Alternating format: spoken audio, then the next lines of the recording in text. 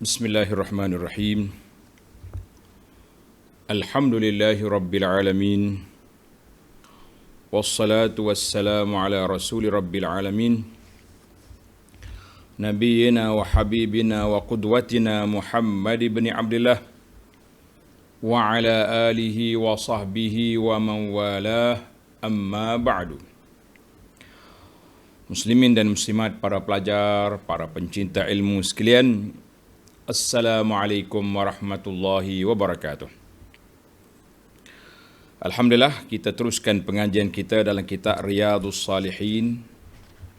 Riyadhus Salihin. Hari ini 26 November 2021. Kita masuk kepada Riyadhus Salihin siri yang ke-130. Kitab yang ke-6. Kitabu Iyadatil Marid wa Tashyi'il Mayyit wa Salati alaihi wa huduri dafnihi wal mukthi 'inda qabrihi ba'da dafnihi. Ini kitab, nama kitab dia dulu. Kitab mana kitab ni dia beza apa kitab dengan bab. Tuan-tuan kena belajar. Kalau kitab maknanya dia kumpul di bawah dia tu banyak bab. Itu nama dia kitab. Kalau bab dia kumpul di bawah dia fasal. Ada beberapa fasal. Baik, dalam kitab yang ke-6 ini, kitab menziarahi orang sakit. 1.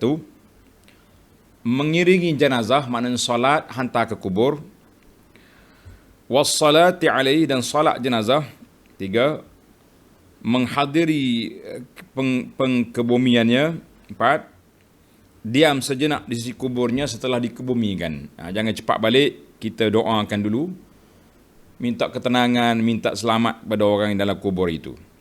Mana dalam kitab ini ada 6 perkara yang akan dibincangkan oleh Imam Nawawi, bawa kepada kita hadis-hadis yang berkait dengan 6 perkara. Sekarang kita masuk pada bab yang ke-144. Bab yang ke-144 dalam kitab Arab dikata babul amri bil iyadati wa tashyi'il mayyit. Tengok kitab Arab, babul amri bil iyadah wa tashyi'il mayyit. Dalam kitab terjemahan, babu iyadatil marid, bab menziarahi orang sakit. Arab kata arahan supaya ziarah orang sakit dan mengikut jenazah. Mana tasyik, mengebumikan jenazah. Kita solat sampai ke kita kebumikan. Baiklah para pelajar sekalian, dalam bab ini tidak banyak. Imam Nawawi tak mula dengan Al-Quran, dengan ayat Quran seperti biasa. Dia tak mula dengan ayat Quran, tapi dia mula terus dengan hadis. Maka hadis kita pada kali ini, tuan-tuan yang ada kitab, tengok hadis nombor 894. Hadis 894. Maknanya hadis yang pertama dalam bab kita ni, 894.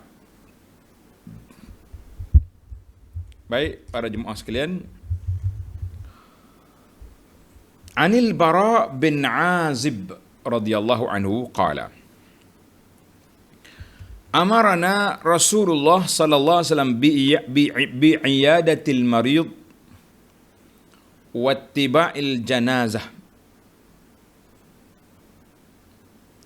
wa tashmitil 'atis wa ibraril muqsim wa nasril mazlum wa ijabatid da'i wa ifsya'is salam. Muttafaqun alaih. Hadis ini menyebut kepada kita ada arahan Nabi supaya melakukan 7 perkara. 7 perkara ini diperintahkan oleh Nabi sallallahu alaihi wasallam. Daripada Al-Bara dengan satu Al-Bara bin Azib. Kita tak tahu kenapa penterjemah. Kalau Bara dia tak 2 Al-Bara jadi. Tidak, yang dalam kitab Arab dia tulis Al-Bara. Para pelajar asatizah kena ingatlah, jangan duk baca mengikut orang tulis, baca yang betul. Al-Bara bin Azib radhiyallahu anhu berkata, Rasulullah sallallahu alaihi wasallam bersabda, Rasulullah sallallahu memerintahkan kepada kami. Apa perintah? Tuan-tuan tengok dalam hadis ini Nabi kita perintah 7 perkara. Letak nombor. Pelajar-pelajar tulis nombor, yang mencatat letak nombor baru kita senang nak ulas lepas ni. Yang pertama, bi'iyadatil marid. Arahan supaya ziarah orang sakit. Ziarah orang sakit. Yang kedua, ittiba'il janazah. Mengiringi jenazah. Iring tu bukan turut sajalah, sekali dengan solat, sekali dengan kafan, sekali dengan kubur. Itu dia panggil mengiringi jenazah. Solat dan kuburkan dia. Wa tashmitil atis, dan mendoakan orang yang bersin. Alhamdulillah, tajuk doa orang bersin kita dah selesai dalam CD yang lepas. Yang dulu kita dah masuk kepada doa kepada orang yang bersin. Ingat tak? Hadis yang ke-142 dulu. Tasmiyatul asis. Kita dah bincang panjang, tak payah bincang lagi di kali ini.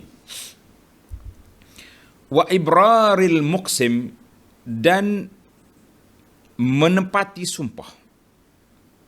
Mana kalau orang tu bersumpah dengan benda baik, kita bantu dia untuk menunaikan sumpah dia, untuk melaksanakan sumpah dia.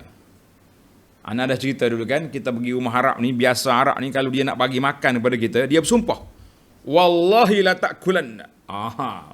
Demi Allah mau kena makan di rumah aku tengah hari ni. Kebetulan kita pun dah lapar dah. Tak apa. Tak sumpah pun tak apa. Tapi dah jadi perangai dia. Sumpah tu menunjukkan kesungguhan. Sumpah itu menunjukkan sungguh benar dia nak ajak kita makan. Tapi orang Melayu ni tak ada. Dia sumpah orang adalah bersumpah. Bersumpah lain, menyumpah lain. Bersumpah lain, menyumpah lain. Kita kena ingat dua perkara yang berbeza. Maknanya kalau orang ni bersumpah dengan satu benda, sumpah dengan benda baik, kita tolong selesaikan sumpah dia tu. Itu satu kebajikan. Yang kelima, wa nasril mazlum. Kita kena bantu orang yang terenaya. Orang kena enaya, orang yang nak apa saja pun, kita kena tolong. Yang keenam, wa ijabatid da'i. Memperkenankan jemputan, memenuhi undangan. Kalau orang kahwin, orang apa ni biasanya ulama bahar di sini, yang kita hadir, yang kita mesti hadir itu iaitulah perkahwinan, kenduri perkahwinan. Sebab biasa orang berkahwin ni biasanya kebanyakannya sekali seumur hidup. Dia kata laki-laki bini pak, betul. Yang perempuan tu suami seorang dia tu ya. Maknanya kalau kata suami tu boleh 3 kali lagi angkat nikah, jawab nikah. Yang perempuan sekali tu ya, seumur hidup. Jadi kita kena terima dia punya ijabatud da'wah. Ijabatud da'i maknanya menyahut seruan majlis kenduri. Kenduri yang dibenarkan oleh syarak lah. Kalau kenduri yang maksiat, tidak payah pergi. Itu pun kita kena tengok majlis kenduri sekarang ni ikut SOP syariat ke tidak. Kalau majlis kenduri yang tak penuhi SOP syariah, kita tak pergi pun tak berdosa. Contohnya dalam majlis ni ada benda kemungkaran, benda maksiat. Apa yang maksiatnya? Kita kata dia panggil pondan jadi juru make up. Itu maksiat, mungkar. Kenapa kita mau pergi? Tak pergi tak apa, tak berdosa. Ataupun dalam majlis ni memang berlaku benda-benda yang mungkar. Jadi kalau kita tak pergi, tak berdosa. Itu kena ingatlah. Yang ketujuh, wa ifsya'is salam, menyebarkan salam. Kita jumpa dengan orang Muslim, kenal ke tak kenal, jangan lupa Assalamualaikum. Bagi salam dulu. Bak salam kita dah bincang dalam siri yang lepas. Alhamdulillah, hadis ini muttafaqun alaih. Baik, selesailah kita. Nabi mengarahkan 7 perkara. Salah satu daripada yang tajuk kitanya iyadatil marid, yang naknya ziarah orang sakit. Ziarah orang sakit tu menjadi tajuk kita pada kali ini. Apa dia tajuk besar kita? Ziarah orang sakit. Alhamdulillah dalam risalah yang kita dah bagi pada pelajar, sudah ada risalah kita. Tajuk dia motivasi pesakit, adab ziarah orang sakit. Ini kita kena belajar. Baik, hadis yang kedua, hadis 895, hadis 895. Wa an Abi Hurairah radhiyallahu anhu anna Rasulullah sallallahu alaihi wasallam qala. Abu Hurairah menceritakan kepada kita, Nabi sallallahu alaihi wasallam bersabda, haqqul muslim 'alal muslim khamsun. Haqqul muslim 'alal muslim khamsun.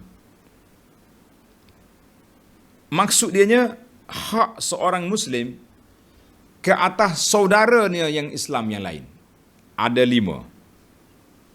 Apa beza dengan hadis yang lepas? Amarana, tak ada beza. Nabi perintahkan kami supaya melakukan 7 perkara ini. Kenapa? Hadis ini menjawab. Hadis ini kata hak menjadi kewajipan, tanggungjawab kita sebagai seorang Islam terhadap saudara kita yang Islam. Itu dia panggil hakul muslim alal muslim. Bila kita rasa ini hak tanggungjawab kita, pada ketika itu kita tak fikir panjang lah. Ini tanggungjawab saya. Ni tidak ni kadang-kadang kita nak pergi ziarah orang sakit berkira beratus kali dah. Orang nak pergi ziarah, nak pergi ada kematian, kita fikir saya orang tak jemput solat jenazah. Siapa kan cakap awak kena jemput solat jenazah? Bila kita tahu dah hak tanggungjawab, kita kena pergi. Ini itu budaya-budaya yang perlu diperbetulkan. Ada setengah orang ni tak pergi sebab orang tak panggil. Mana ada solat jenazah? Orang yang tak boleh pergi, orang tak panggil, kenduri kahwin. Kenduri kahwin tak boleh pergi kalau orang tak panggil. Solat jenazah tak ada hak siapa nak larang kita, bahkan dia pula kita pula diberi tanggungjawab oleh syariat supaya pergi solat jenazah. Jadi hak seorang muslim dengan muslim yang lain ada 5 perkara. Yang pertama, raddus salam, jawab salam.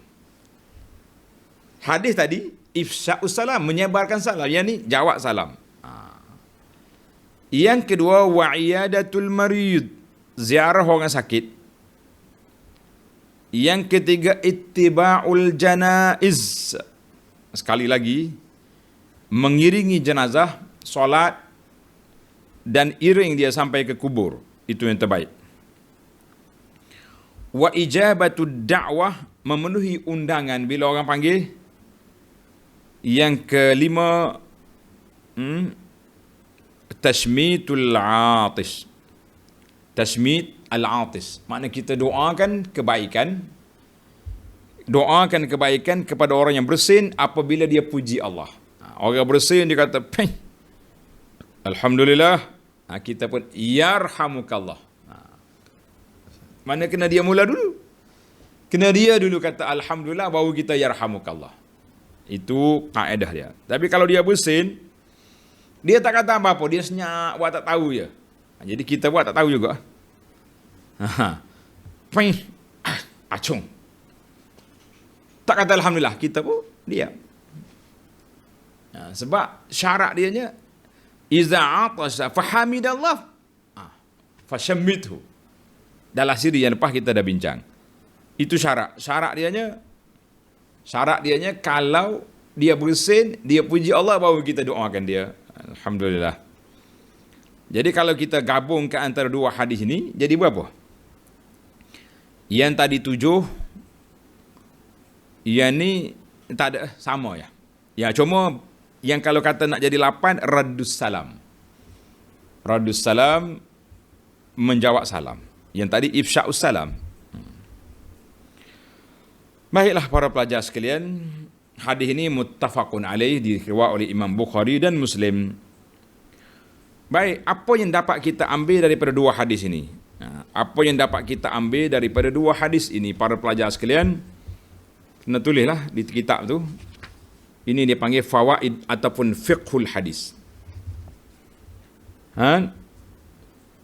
Bahawa Allah Subhanahu Wa Taala syariatkan ke atas kita beberapa hak tanggungjawab kita terhadap saudara kita. Orang Islam sama-sama Islam ada tanggungjawab. Tak kira lah keluarga ke tak keluarga ke, silaturahim ke, ukhuwah, yang pentingnya dia tu saudara kita Muslim, maka kita kena bagi. Jadi dalam hadis ni ada 8 perkara. Ana rasa tak perlu kita ulang balik lah, kan? Mana kesimpulan dianya, kita kena buat. Kena pergi ziarah. Bila kita tahu orang ni sakit, kena pergi ziarah. Allah, dia kata musim Covid ni tak boleh ziarah. Kan kita ni zaman kita ni ada satu mazhab baru nama dia mazhab Covid. Tak boleh ziarah. Tak apalah kalau tak boleh ziarah. Kalau tak boleh ziarah, kita cuba hubungi melalui WhatsApp. Kan kita ada mazhab WhatsAppi. Tanya khabar orang sakit ni, seronok dia. Allahu Akbar. Bila kita hantar WhatsApp, apa khabar saudara?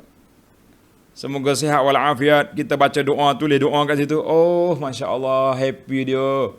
Dia kata, ustaz saya sangat berbahagia hari ni. Rasa kebah demam.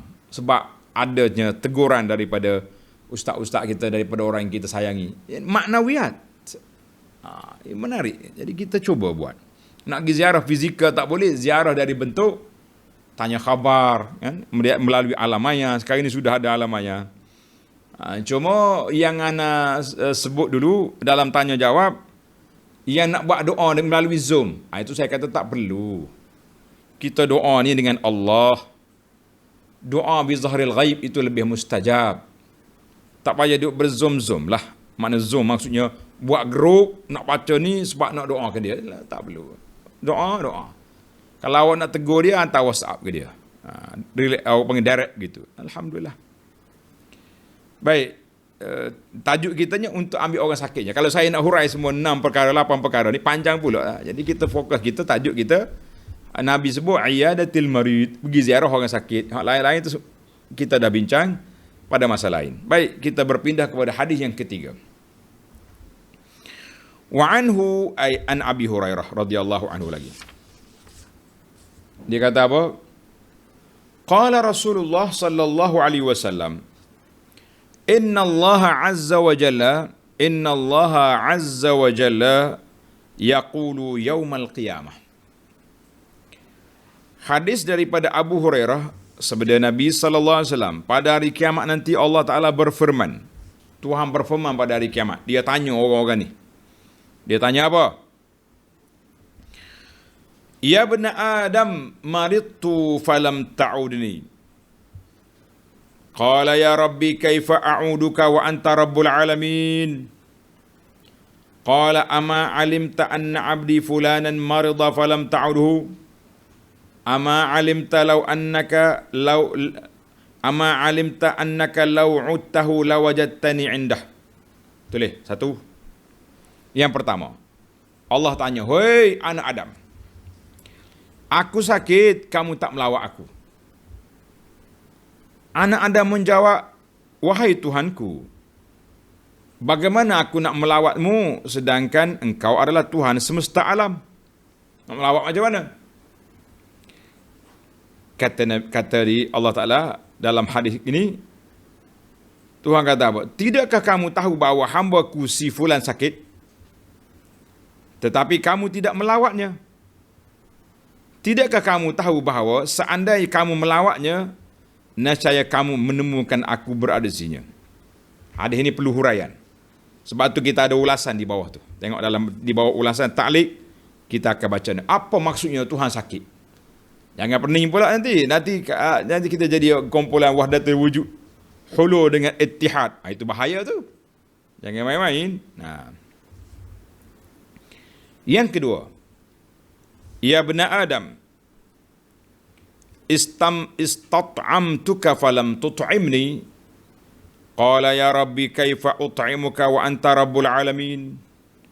Qala ama alimta annahu istat'amaka 'abdi fulan fala tut'imhu. Ama alimta annaka law at'amtahu lawajadta dhalika 'indi. Allah kata, "Hai anak Adam," ini yang kedua. Aku meminta makanan kepadamu, tapi kamu tidak beri makanan kepadaku. Anak Adam menjawab, wahai Tuhanku, bagaimana aku beri makanan kepadamu sedangkan engkau adalah Tuhan semesta alam? Allah berfirman, apakah kamu tidak tahu bahawa hamba-Ku si fulan minta makanan kepada kamu, tapi kamu tidak memberinya makan? Apakah kamu tidak tahu bahawa seandainya kamu berinya makan, nescaya kamu akan mendapatkan ya demikian itu di sisiku? Dua. Yang ketiga, ya bani Adam, istasqaituka falam tasqini. Qala ya Rabbi kaifa asqika wa anta rabbul alamin. Qala istasqaka abdi fulan falam tusqi. Ama alimta annaka law saqaitahu lawajadta zalika indi, rawahu Muslim. Maksudnya, wahai anak Adam, bagaimana wahai aku minta minuman kepada kamu, tapi kamu tak beri minum. Jadi soalan yang sama juga ditanya oleh anak Adam, ya Rabbi, bagaimana aku beri minum kepadamu sedangkan engkau Tuhan sekalian alam? Allah berfirman, hamba-Ku si fulan meminta minuman kepadamu, tetapi engkau tidak memberinya minum. Sungguh seandainya kamu memberinya minum, nescaya kamu akan mendapatnya yang demikian itu di sisiku. Hadzal hadis rawahu Muslim. Baik, apa maksud hadis ni? Maksud hadis ni apa? Tengok nota di bawah ulasan. Hadis ini tidak mengandungi masalah dalam teks firman Allah Ta'ala itu. Aku sakit, kami tak melawat. Aku minta makan, kamu tak bagi. Aku minta bagi minum, kamu tak bagi. Apa dia maksud? Allah Subhanahu Wa Ta'ala mustahil mengalami sakit, lapar, minta makan. Karena itu menunjukkan sifat kekurangan. Tapi makna hadis ni, sedangkan Allah Subhanahu Wa Ta'ala ada zat yang suci daripada sebarang kekurangan. Jadi firman Allah Ta'ala, Maha suci Tuhanmu, Tuhan yang maha perkasa, dan dari sifat yang mereka katakan. Jadi itu tanggapan puak-puak kafir lah. Surah As-Saffat ayat 180. Yang dimaksudkan dengan ini tuan-tuan, yang dimaksudkan sakit di sini apa dia? Dalam hadis kursi ini ialah sakitnya seorang hamba Allah. Seorang hamba Allah, terutamanya orang soleh yang dianggap sebagai waliullah. Kita dah belajar kan dalam hadis 40 dulu. Kan? Man azani waliyan. Siapa dia menyakiti wali aku? Wali Allah siapa? Allazina, orang yang bertakwa, orang yang beriman dan bertakwa itu wali Allah. Mana Allah kata apa? Orang soleh tu sakit, wali Allah tu sakit, orang baik sakit. Kenapa kamu tak pergi ziarah dia? Oleh itu disebutkan dalam hadis kursi lain, siapa yang memusuhi waliku, sesungguhnya aku mengumumkan perang ke atasnya. Maksudnya siapa yang memusuhi wali-wali Allah, maka Allah akan memerangi. Seolah-olah dia memerangi Allah. Sekalipun ia tidak bermaksud memusuhi Allah. Hal yang demikian kerana mereka memusuhi dan memerangi wali-wali Allah. Dengan demikian, apabila seorang hamba yang soleh sakit, maka Allah sentiasa bersamanya. Jadi hadis ini, para pelajar sekalian, kita kena menjelaskanlah. Kita kena jelas apa maksud firmanullah Ta'ala dalam hadis kursi ini. Jangan mudah-mudah syarah sendiri. Oh, kalau kita syarah diri, makna lain lagi makna dia tu. Kan? Jadi lagi dia punya makna. Kata di para ulama, hadis ini hujjatun damighatun. Hujah yang satu hujah yang tajam, yang mantap, membatalkan akidah hulul wal ittihad. Orang kata wahdatul wujud. Orang kata manusia ni boleh bersatu dengan Tuhan. La.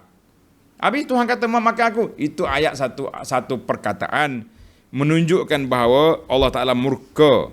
Hamba dia yang soleh sakit, minta makanan, minta minuman, kamu tak bagi. Kenapa? Itu. Maknanya Allah Ta'ala marah kepada kita yang ada kemudahan, yang ada kelapangan, yang ada harta ni. Bermudah-mudah ya, tak bagi pertolongan, tak bagi bantuan kepada siapa? Kepada hamba Allah yang memerlukan. Maka itu dipanggil maksud hadis ini. Jangan salah faham lah. Tuhan sakit bila, Tuhan lapar bila pula. La. Mana satu analogi dia kata, mari tu aku sakit. Maknanya hamba aku, yang orang yang aku sayangi, makhluk yang aku sayangi, wali aku sakit, mu tak tengok dia. Jadi ini eloknya kalau kita dengar orang-orang soleh daripada kalangan keluarga kita ke siapa, sahabat kita yang sakit, pergi ziarah. Jangan sampai Tuhan marah pula, tanya mu tak ziarah di. Kalau ada di kalangan kita orang yang uzur, orang yang kelaparan, orang yang tak cukup makan, kita kena pergi ziarah. Kena pergi bagi bantuan, bagi pertolongan. Itu maksud hadis. Jelas lah. Baik, kita pergi kepada hadis yang keempat. Wa an Abi Musa al-Ash'ari radhiyallahu anhu qala. Qala Rasulullah sallallahu alaihi wasallam, 'udul marid wa at'imul ja'i' wa fakkul 'ani. Rawahul Bukhari. Maksud dianya daripada Abu Musa al-Ash'ari radhiyallahu anhu, dia berkata, Rasulullah sallallahu alaihi wasallam bersabda, ziarahilah orang yang sakit. Nabi kata ziarah orang sakit. Berilah makanan kepada orang yang lapar. 2. Dan bebaskanlah tawanan. Dalam hadis ini ada 3 perkara. Apa 3 perkara? Nabi kita perintah, pergi ziarah orang sakit. Cuma timbul lagi soalan, bilakah kita nak ziarah orang sakit? Waktu bila? Waktu mana kita nak ziarah orang sakit? InsyaAllah di akhir nanti ana akan simpulkan ada ziarah orang sakit seperti dalam risalah yang kita bagi ni, insyaAllah. Tuan-tuan yang ada risalah ni boleh buka, yang tak ada boleh minta. Dia 2 ya kan? Boleh buka dan boleh minta. Alhamdulillah. Mana dalam hadis ini Nabi perintah kepada kita supaya udu al-marid, pergi ziarah orang sakit. Jangan tak ziarah lah. Dan biasanya orang sakit ni, kalau orang datang ziarah tu orang yang dia sayangi, orang yang dia hormat, orang yang dia rasa dekat hati dia, bila orang mari, dia jadi pulih. Macam recharge ataupun refresh balik dia punya semangat. Alhamdulillah, segar sementara. Kawan tu balik demam semula kan. Itu dia ibarat katanya. Penting kan ziarah orang sakit ni. Jadi ziarah orang sakit ni kita tak ada waktu, cuma kena tengok waktu. Kalau di hospital dia ada waktu ziarah. Pukul 12 sampai pukul 2 contohnya. 5 sehingga 7 petang. Hari cuti ada waktu lebih luas. Kita tengok. Kalau di rumah macam mana? Di rumah ni kita tengok keadaan jenis orang sakit apa. Kalau orang sakit terlantar tu, kita tanya anak dia, pukul berapa kamu mandi, tukar pakaian, tukar dia punya bersihkan ayah ni. Dia kata biasa kita petang. Jangan pergi ziarah lah waktu tu, waktu ihraj dia panggil. Kita pergi ziarah waktu lain. Dipilih waktu ni penting supaya kita punya adab ziarah tu ada nanti. InsyaAllah saya simpulkan dalam risalah kita ni. Baik para pelajar sekalian, hadis yang kelima 898. Wa an Thauban radhiyallahu anhu anin Nabi sallallahu alaihi wasallam. Tuan-tuan tanda hadis ni. Hadis ini menunjukkan kelebihan pergi ziarah orang sakit. Kelebihan ziarah orang sakit. Thauban kata, dia meriwayatkan daripada Nabi sallallahu alaihi wasallam, qala innal muslima idza 'ada akhahul muslim lam yazal fi khurfatil jannati hatta yarji'. Allahu akbar. Besarnya dia punya kelebihan. Maksud dianya, sungguh seorang Islam itu apabila dia menziarahi saudaranya sesama Islam yang sedang sakit. Orang ni sakit, kita pergi ziarah. Pergi ziarah kenapa? Kerana dia saudara kita. Bukan sebab-sebab nak cari glamour, nak pergi ambil gambar selfie. Jangan. Nak pergi glamour, Nak ambil gambar selfie tu jangan. Kan? Itu dia panggil karut lagu tu. Tak boleh kau ambil gambarnya. Saya tak kata tak boleh, tapi niat kita tu untuk apa pergi ziarah orang sakit? Maka kalau dia ziarah kerana Allah, kerana hakul muslim alal muslim yang disebutkan oleh Nabi sallallahu alaihi wasallam tadi, maka dia sentiasa berada dalam khurfatul jannah hatta yarji' sehingga dia kembali. Keluar daripada rumah nak pergi ziarah orang sakit tu, duduk dalam khurfatul jannah. Sahabat bertanya, qila ya Rasulullah, wa ma khurfatul jannah? Qala janaha, rawahu Muslim. Nabi kata apa? Orang tanya dia, apakah khurfatul jannah tu Rasulullah? Jawab baginda Nabi sallallahu alaihi wasallam, buah-buahan yang telah dipetik di syurga. Dia kata khurfatul jannah ay as-samarul makhruf ay mujtana. Itu kata Imam Nawawi sendiri syarah kalimah itu. Mana buah yang dipetik. Mana macam kita duduk dalam kebun lah. Seolah-olah kita duduk dalam kebun yang buahnya subur, itu pahalanya besar. Pahalanya besar sekali. Banyak mana pahala? Kita ni suka main angka tak? Angka.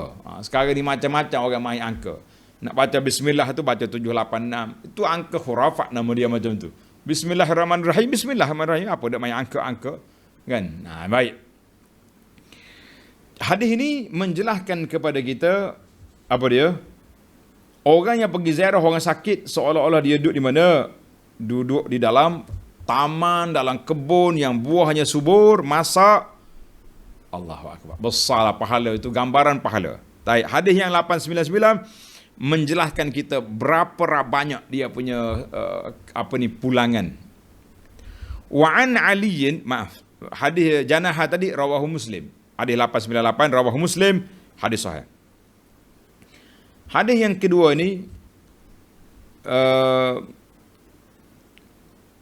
wa an Ali radhiyallahu anhu qala sami'tu Rasulullah sallallahu alaihi wasallam yaqul ma min muslimin ya'udu musliman ghudwatan illa shalla alaihi 70 alf malakin hatta yumsi wa in 'adahu 'ashiyatan illa shalla alaihi 70 alf malakin hatta yusbih wa kana lahu kharifun fil jannati, rawahu at-Tirmizi wa qala hadithun hasan, qala al-Muhaqqiq wa huwa sahih. Alhamdulillah. Maksudnya daripada Ali dia berkata, aku mendengar Rasulullah sallallahu alaihi wasallam bersabda, setiap orang muslim yang menziarahi saudaranya muslim pada waktu pagi, kita pergi ziarah pagi, maka 70,000 malaikat akan memohon rahmat untuknya.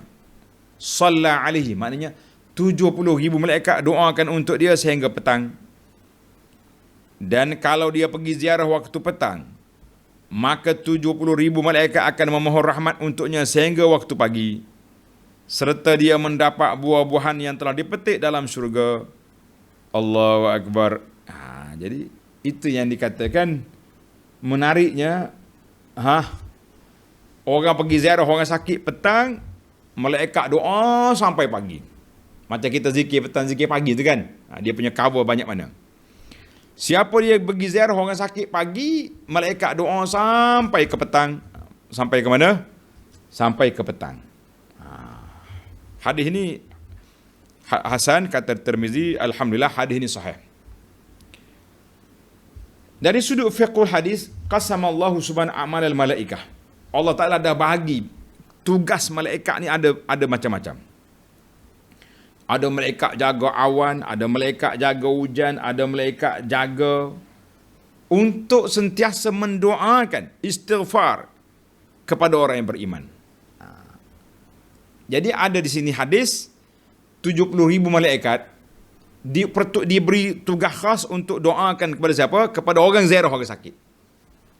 Jadi kalau kita tak pergi ziarah kat, malaikat tu relax dia.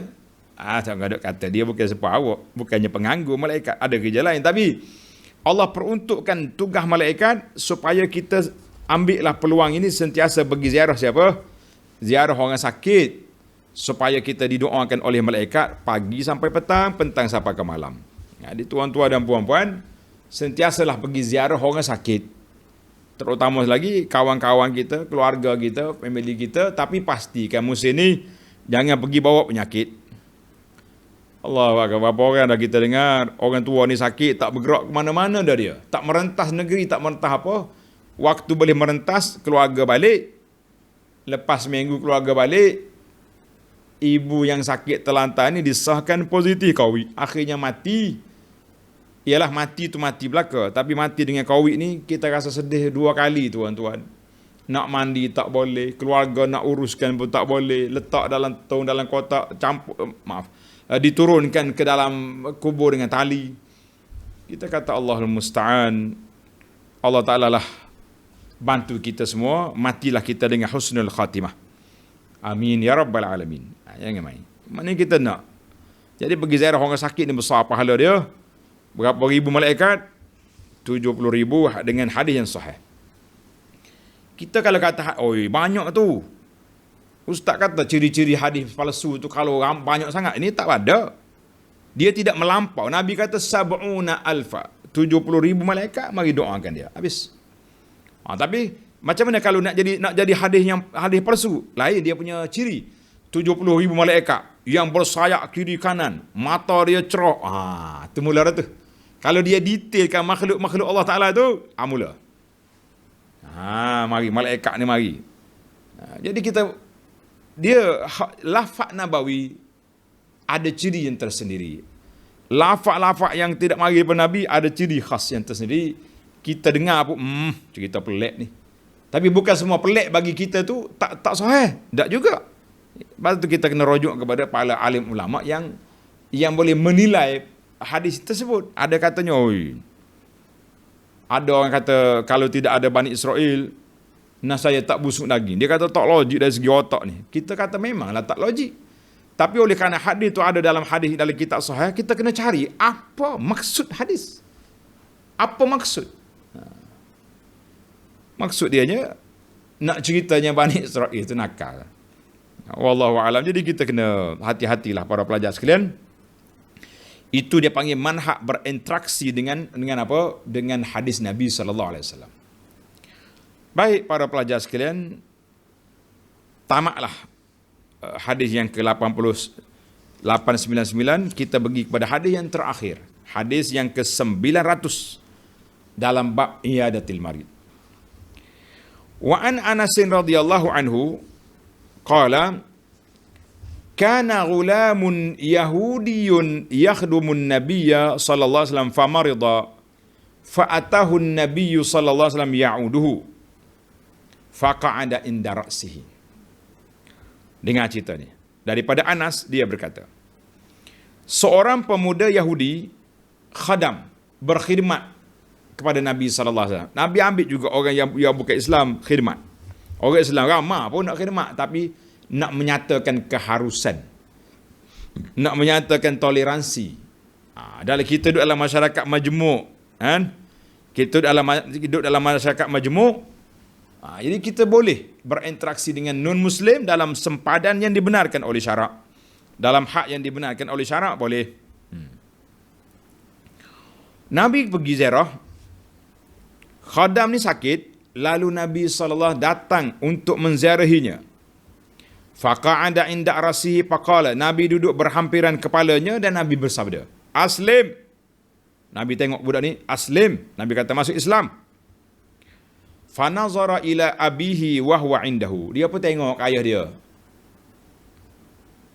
Dia nak masuk Islam dia. Dia kenal Nabi, dia duduk khidmat Nabi, dia tengok akhlak Nabi baik, tapi nak masuk Islam tak berani.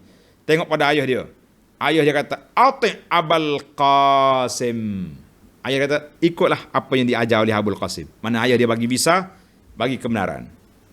Fa aslama. Alhamdulillah. Dia masuk Islam, katanya matilah dia, budak tu.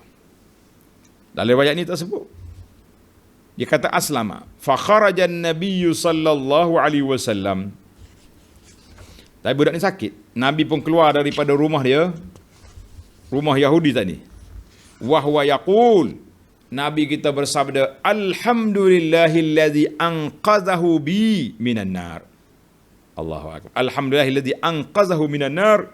Nabi kata segala puji bagi Allah yang telah menyelamatkannya daripada neraka. Sebab dia mengucap dua kelima syahadah tadi, budak ni selamat daripada neraka. Jadi kata dia, hadis ni sahih, dikeluarkan oleh Imam Bukhari. Maka para pelajar sekalian, kita sebagai seorang Muslim, kalau ada kawan-kawan kita yang bukan Islam sakit, elok kita pergi ziarah. Lebih-lebih lagi, andainya kita boleh dakwah dia masuk Islam. Ya, itu lebih baik. Lebih utama kita pergi ziarah. Nabi kita sangat gembira bila budak ni kata Islam, kemudian dia mati. Nabi kata, Alhamdulillah, segala puji bagi Allah yang telah menyelamatkan budak ini daripada api neraka. Ada riwayat kata, Anqazahu bi, dengan sebab aku, dia selamat daripada neraka. Jadi kalau kita boleh ambil peluang-peluang yang besar begini, kan? Sangat besar pahala kita tuan-tuan dan puan-puan untuk kita menyelamatkan makhluk Allah Ta'ala daripada api neraka. Baiklah, hadis ini kesimpulan. Adab ziarah orang sakit ni, ada kesimpulan di sini dalam kertas ni. Kan? Dalam ni panjang lagi tu, dia punya kesabaran, adab-adab sakit, kedudukan orang sakit dan adab menghadapinya satu, dan adab ziarah orang sakit tu macam mana. Tengok ni. Adab-adab menziarahi orang sakit ialah, yang pertama, tulis tuan. Yang ada risalah ni boleh buka. Yang pertama, berniat ziarah orang sakit sebagai ikut sunnah Nabi sallallahu alaihi wasallam. Nabi kata apa? Udu. Pergi ziarah orang sakit. Satu. Ataupun Nabi sebut hakul muslim, iyadatul marid. Yang kedua, bila kita pergi ziarah dia, kita memberi nasihat agar bersabar dan tabah menghadapi ujian. Kita kata insya-Allah sabarlah. Kan? Sabarlah tu. InsyaAllah sembuhlah. Kan? Ramai orang sakit kuat lagi pun sembuh. Kita kena bagi motivasi supaya dia naik semangat. Tapi jangan awak pergi rumah dia pula. Sakit ni, doktor kata apa sakit ni? Doktor kata apa? Kenapa? 3 orang dah sakit lagu ni, mati belakang ni. Hai. Sudah. Kawan tu kata mau balik weh. Mari nak mati aku pula. Jangan. Jadi kita kena pergi bagi motivasi, tenang, jangan duduk main mati. Ya biar apa tahu dia nak mati, tapi jangan duduk mati orang. Yang ketiga, bertanyakan tentang ibadat. Macam mana dengan ibadat, saudara? Boleh solat? Tak boleh. Kenapa? Waya penuh tubuh. Baik, saya bawa ustaz mari. Kalau yang perempuan bawa ustazah mari nak ajar solat. Itu tanggungjawab kita. Tanggungjawab kita. Tanya dia solat, boleh solat ke tak boleh? Waktu duduk terlantar di sini apa yang saudara boleh buat? Tak boleh buat apa? Bagi dia zikir pagi petang. Bawa buku zikir lagi, bagi hadiah. Ni dia bawa buah mata kucing, buah longan. Kawan tu sakit keciman ni, cari penyakit awak. Nah, orang sakit keciman ni, kita bawa buah longan lagi, tak tambah gula lagi. Nyanyi. Ni kita pergi bawa zikir, baca zikir ni. Bawa risalah ni. Menarik. Yang keempat, menyampaikan ucapan yang baik agar menghiburkan hati pesakit dan menguatkan jiwanya. Yang kelima, pendek dan jarakkan waktu ziarah. Jangan pergi duduk lama duduk. Kawan tu sakit, resah dia, gelisah, nampak lain macam. Balik lah. Kadang-kadang orang sakit ni dia tak suka orang duduk kat dia lama-lama. Kecuali dia minat. Bang, saya balik dulu lah. Duduk dulu. Anak lama dah tunggu. Entah mari, saya lama dah tunggu awak datang. Awak mari ni rasa senang hati. Tengok. Kita duduk lagi. Nanti cakap. Bang, boleh lah. Ni nak zuhur dah ni. Jadi cari alasan lain pula. Tapi kalau dia tak kata apa-apa, bang, saya balik dulu. Terima kasihlah. Dia terima kasih sebab kita mari. Balik lah. Memang dia tak buat gitu ya. Dia terima kasih. Itu isyarat lah tu. Mana jangan terlalu lama duduk dekat dia kecuali diizinkan. Yang ketiga, yang keberapa? 5, 6.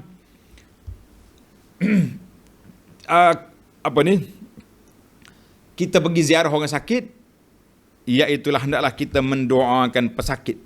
Dengan doa-doa yang diajar, saya dah bawa doa dalam risalah ni, dan insya-Allah doa-doa untuk orang sakit kita akan baca dalam bab 145. Tengok bab 145, babu yud'a bihil marid, bab doa pada orang sakit. Di kertas ni bawa untuk minggu sekali lagi, kita akan belajar doa kepada orang sakit pula, insya-Allah. Ada lagi lah, ada adat lain lagi. Kalau kita pergi ziarah orang sakit, jangan duduk cakap banyak kat dia, jangan duduk bual-bual kat dia, jangan duduk lama. Ada setengah kitab tu, setengah kitab. Saya rasa dia bergurau ni, tapi nampak macam serius. Di antara perkara yang tidak elok, kalau nak pergi ziarah orang sakit, bawa mandi mayat. Kita kata kenapa, apa kaitan dengan mandi mayat? Rupanya, mana kalau orang ni mari kat, mari dah. Aku hidup ingat-ingat lagi kau dah nak mari. Tapi kalau pemandi mayat tu ustaz dia, kawan dia, tak ada masalah. Tapi ada juga ditulis dalam kitab, tak boleh bawa orang mandi mayat. Kita kata, Allahu Akbar, buat apa tak boleh mandi mayat tu? Dia kata takut orang tu, apa ni, terkejut orang sakit tu. Mari dah dia ni. Jangan. Baiklah para pelajar sekalian, setakat tu dulu. Kita sambung bab 145, bacaan-bacaan ketika ziarah orang sakit, insya-Allah dalam siri akan datang. Subhanakallahumma bihamdika asyhadu an la ilaha illa anta astaghfiruka wa atubu ilaik. Wa sallallahu ala nabiyyina Muhammadin wa ala alihi wa sahbihi ajma'in. Walhamdulillahi rabbil alamin. Wassalamu alaikum warahmatullahi wabarakatuh.